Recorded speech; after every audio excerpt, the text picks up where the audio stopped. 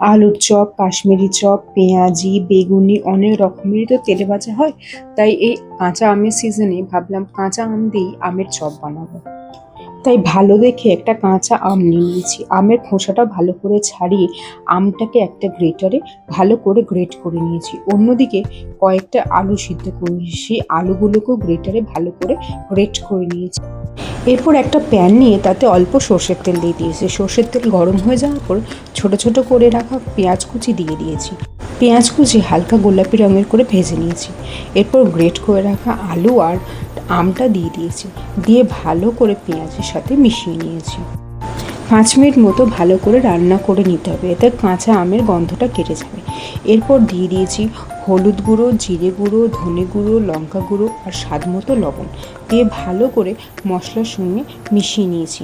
মিশিয়ে 2 মিনিট নাড়াচাড়া ভালো করে করে নিয়েছি।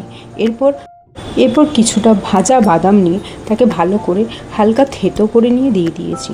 আর দিয়ে দিয়েছি কুচি করে রাখা পুদিনা পাতা আর গরম মশলা আর অল্প পরিমাণ চিনি। যেহেতু আমটা টক থাকে তাই জন্য চিনি দিলে বেশ টক মিষ্টি স্বাদ আসবে।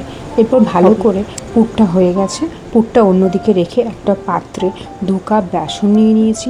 অল্প পরিমাণ লবণ দিয়েছি, অল্প পরিমাণ হলুদ গুঁড়ো আর 3 চামচ চালের গুঁড়ো দিয়েছি, অল্প পরিমাণ বেকিং সোডা দিয়েছি। এরপর ঠান্ডা জল দিয়ে ভালো করে একটা ব্যাটার তৈরি করে নিয়েছি। এই ব্যাটারে কোনো লাম্পস যেন না থাকে, ভালোভাবে ব্যাটারটা ফেটিয়ে নিতে হবে। ব্যাটারটা হয়ে গেছে।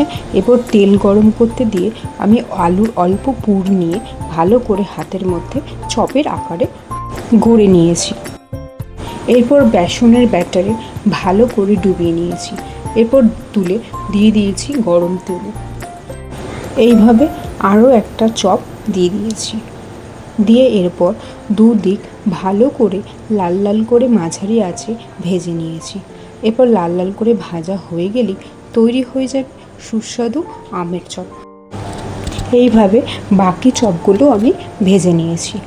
তোমরা তো অনেক রকমের চপ বাড়িতে ট্রাই করো, একবার এরকমভাবে আমের চপ ট্রাই করে দেখো কেমন লাগে।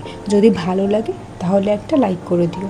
আরও অন্যান্য রেসিপির জন্য আমার চ্যানেলটা সাবস্ক্রাইব করে দিও। সবাই ভালো থেকো, সুস্থ থেকো। দেখা হবে অন্য আর একটা ভিডিওতে।